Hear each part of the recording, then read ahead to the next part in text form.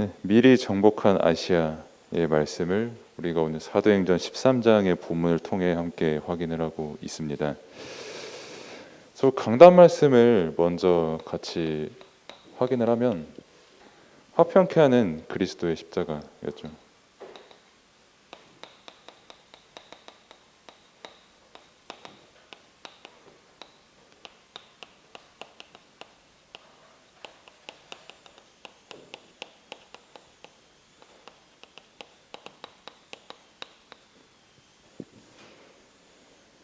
화평케 하는 그리스도의 십자가의 말씀을 우리가 강단의 말씀으로 받았는데, 그래서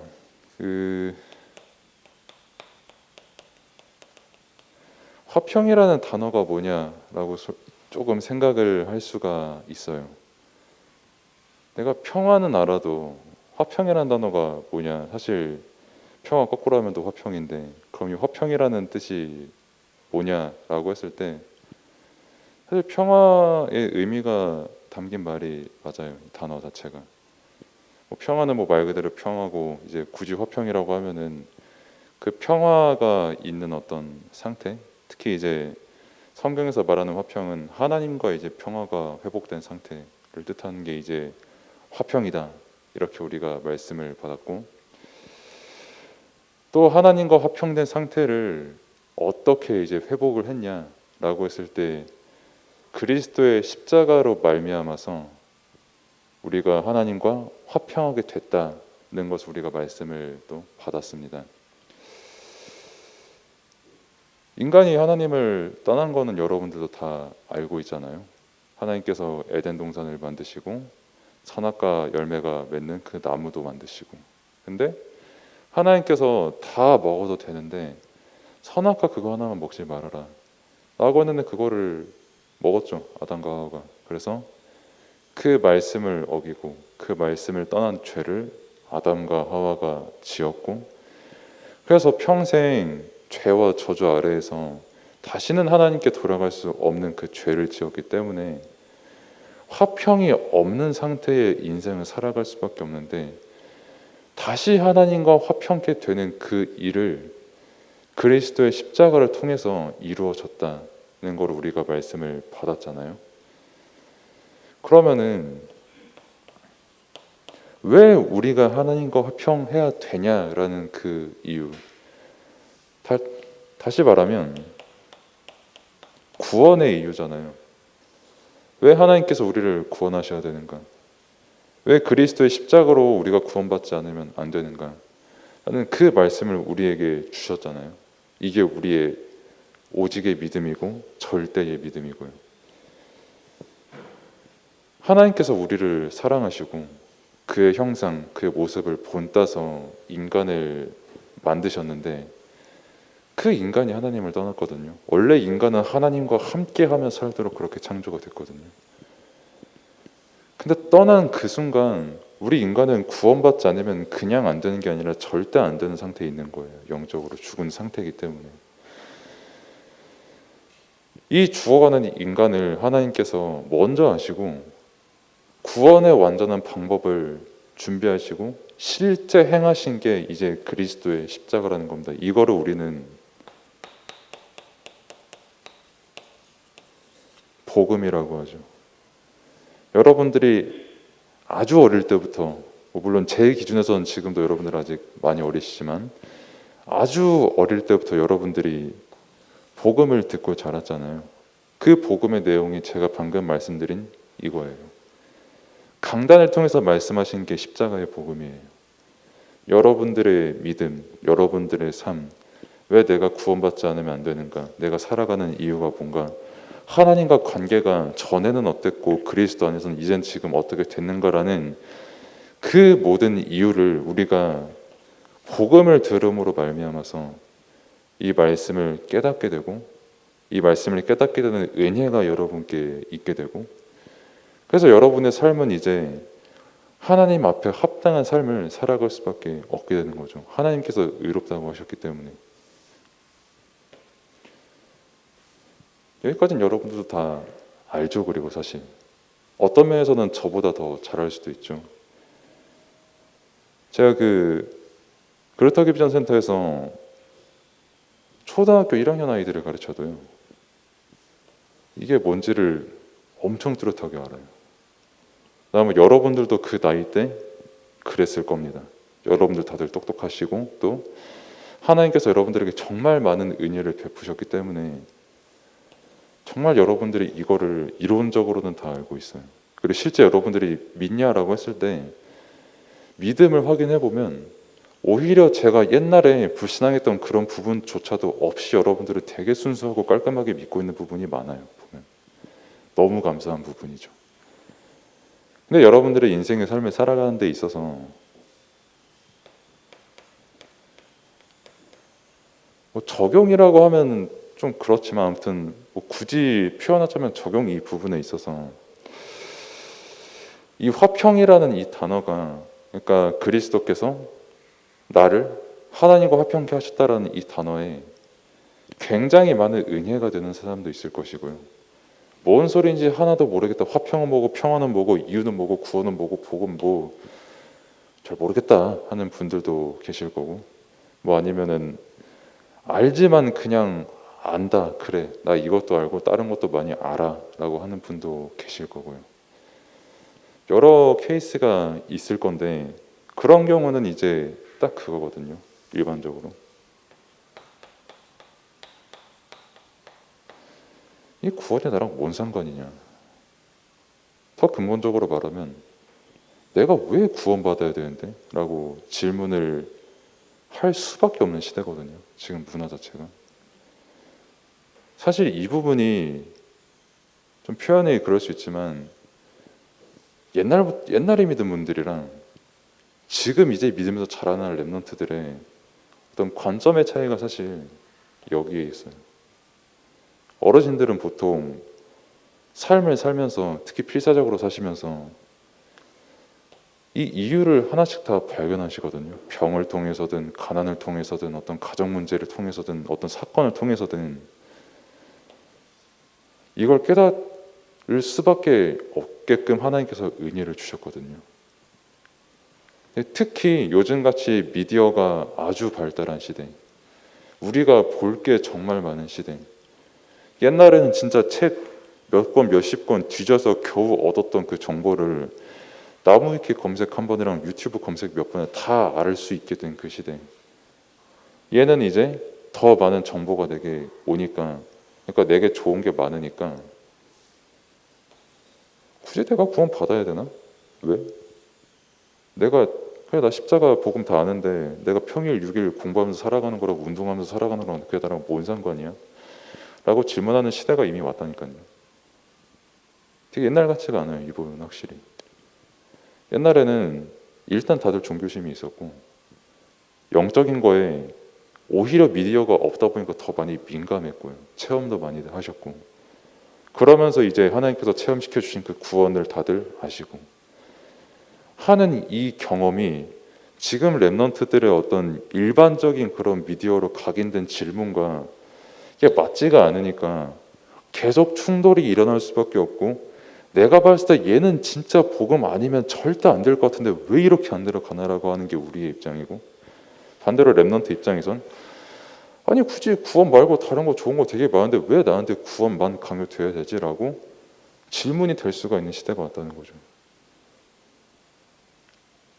성경에서는 이 진짜 화평케 하는 사역은 그리스도의 십자가 아니고선 절대 불가능함을 분명히 말하고 있습니다.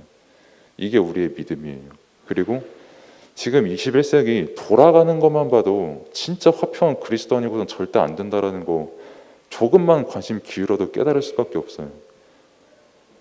뭐 크게 보면은 전쟁이 일어나는 것부터요, 조금 더 세부적으로 보면은 정치 이념도 그렇고요, 더 세부적으로 보면은 우리나라는 뭐 교육도 그렇고 뭐 운동도 그렇고 뭐 게임도 그렇고 문화도 그렇고 정치가 안 엮인 게 없거든요. 다 패거리가 형성돼 있고 또 뭐 엘리트 그룹이 따로 있고,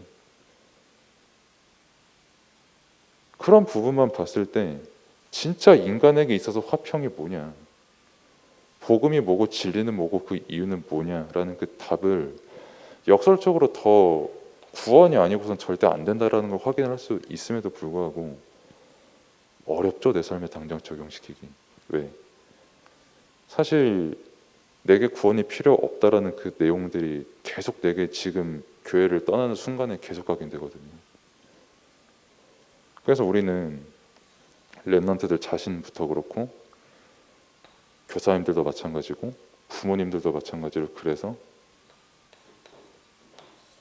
기도를 하는 겁니다. 근데 다른 기도가 아니라 나와 하나님과의 관계를 화평케 하시는 이는 진짜 그리스도의 십자가밖에 없는데 이게 정말 믿어지고 누려지고 체험되도록 나부터 먼저 기도하고 그 체험이 되도록 랩런트에게 함께 기도하는 거예요. 이거를 본부에서는 393이라고 말씀을 전하고 있죠. 이 21세기와 똑같은 일, 그러니까 이 질문 때문에 교회 문이 계속 닫는 시대가 오고 있는데 이 흐름이 그대로 드러난 곳이 우리가 오늘 지금 학원 복음화를 통해서 보는 아시아 지역입니다. 그래서 교재에 먼저 정복 이렇게 나와 있죠. 참고로 아까 교사님들께도 다 말씀을 드렸지만은 여기서 말하는 아시아는 그 뭐 한반도 중심의 어떤 그 뭐 한국이나 일본이나 중국 이 아시아라기보단 네, 뭐 터키라고 보면 되겠죠. 네. 지금으로 보면 터키라고 보면 되는 그 대륙 하나의 어떤 땅을 뜻합니다. 그 터키 근방. 그리고 오늘 이제 바울이 가는 곳은 구브로라는 어떤 섬이죠. 그래서 오늘 본문을 읽었던 대로 배 타고 구브로에 갔다. 그 말은 구브로가 이제 섬이었다. 라는 그 말이 됩니다. 그래서 뭐 구브로라는 섬에 이제 바보라는 지역에 가요. 이제 여기서 말하는 바보는 뭐 영어로 뭐 스투피드, 풀리시, 뭐 일본어로 뭐 빠가사리 뭐 그런 게 아니라 진짜 지역 이름이 바보고 여기서 바로 연결지어서 볼 수 있는 부분이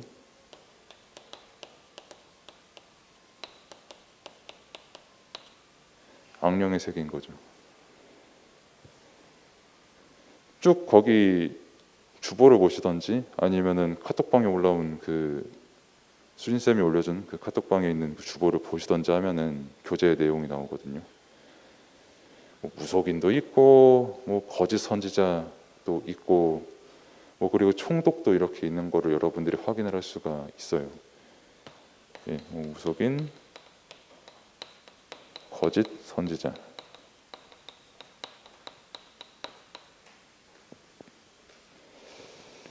당시 여기서 무속인이 바예수라고 하는 사람이 무속인으로 나오거든요. 뭐 또 거짓 선지자라고도 할 수 있는. 근데 바예수라는 사람이 이름만 봐도 알 수 있지만 유대인이에요. 우리로 말할 것 같으면 화평케 하는 그리스도의 십자가의 강단의 말씀을 듣는 그 사람이 무속인이 된 거예요. 그 현장 딱 듣고 봤을 때 교회에서 그렇게 말씀을 듣고 유대인들 특징 아시죠? 모세 오경을 10대 초반에 다 외우는 족속입니다. 그러니까 창세기부터 출애굽기, 레위기, 민수기, 신명기를 초등학생 때 다 외우는 족속이에요. 그렇게 말씀을 많이 알고 사람들이 따라갈 수 없는 기억력을 가지고 있는 집단에서 그렇게 교회를 오래 다녔는데 무속인이 된 거예요. 여기서 한 가지는 알 수 있죠. 사람에게 귀신이 들리는 것은 인간의 힘으로 못 막습니다. 아무리 내가 교회에서 열심으로 하고 뭔가 종교 생활을 해도 그 사람에게 귀신으로 역사하는 건 사람이 못 막아요. 또 이걸 아는 사람은 왜 인간이 구원을 받지 않으면 안 되는지를 여기서도 정말 절절히 느낄 수 있죠. 믿을 수 있고.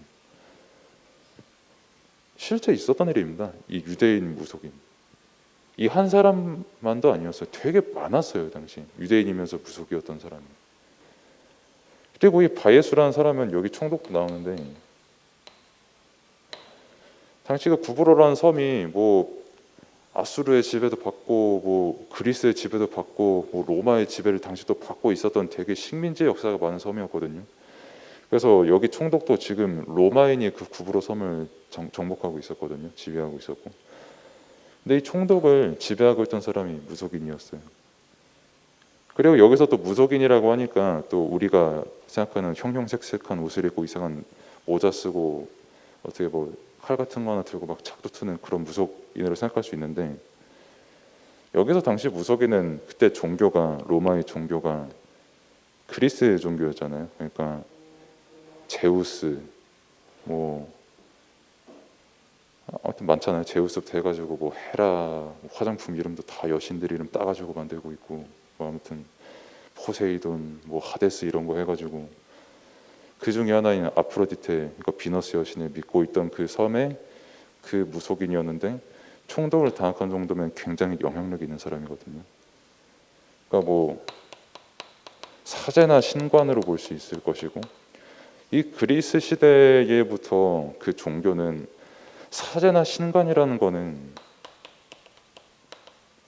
철학에 굉장히 능통하다는 뜻이거든요. 신적인 능력과 철학으로 이 총독을 완전히 사로잡은 거예요. 지금 우리랑 너무 똑같지 않나요? 지금 유튜브만 봐도 신적인 능력을 부정하기가 되게 어렵거든요. 되게 신비를 체험하신 분들이 되게 많아가지고, 그럼 그 사람들이 정말 오직 복음만 말하냐? 그 신비 가지고 또 이상한 철학을 섞어서 자기의 주장을 말하거든요. 그리고 과학도 마찬가지로 철학의 일부잖아요. 과학도 진짜 따지고 보면 시작점이 철학이었으니까. 이 모든 거를 가지고 총독에게 접근을 하고 총독을 완전히 사로잡아 버린 겁니다. 근데 여기에 보면은 서기오 바울, 총독을 되게 지혜로운 사람이라고 묘사를 하거든요. 그게 뭐냐면, 이게 있었음에도 불구하고 총독은 이게 나한테 구원을 가져다 줄 수 없다는 것을 너무 잘 알았어요.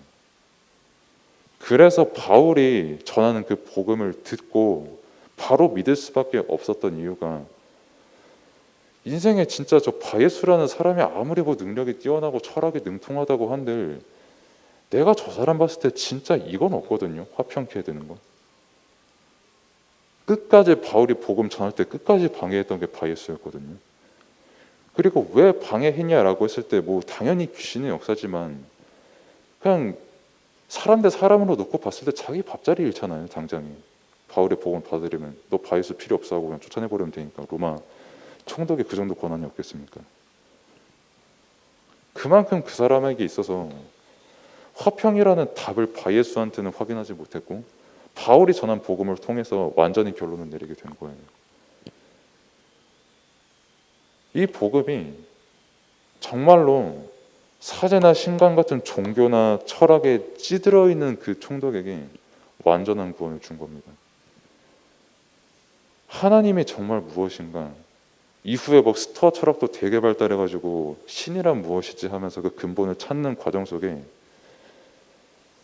진짜 하나님과 참된 화평과 나를 창조하시고 나를 이끄시고 그리스도께서 모든 것을 이루신 그 복음이 예비된 총독을 구원을 한 겁니다. 그리고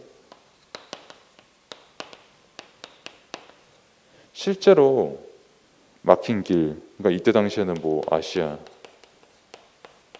하겠죠. 아시아를 복음화하고, 그리고 여기서는 이제 16장이 나오는데, 성령 인도 받고 드로아에서 이제 성령 인도를 받고 마게도냐 가거든요. 마게도냐는 한마디로 말해서 유럽이에요. 뭐 터키 지역이지만 당시 아시아 지역과 유럽을 화평케 하는 그리스도의 십자가 복음 하나로 완전히 뒤집는, 근데 뒤집는 것도 그냥 여러분들이 교과서에서 배우는 일종의 어떤 개혁이 아니라 실제 그 사람들의 영혼의 완전한 구원을 가져다 주는 그 복음이 아시아와 유럽을 완전히 바꾸는 역사를 우리가 팩트로 실제로 역사를 확인을 할 수가 있죠. 그래서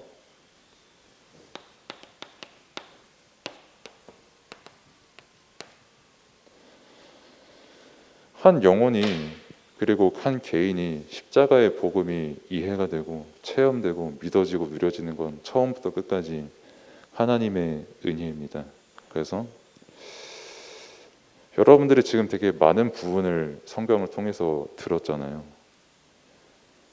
근데 이 모든 과정 속에서 바울이 가장 힘썼던 게 뭐냐면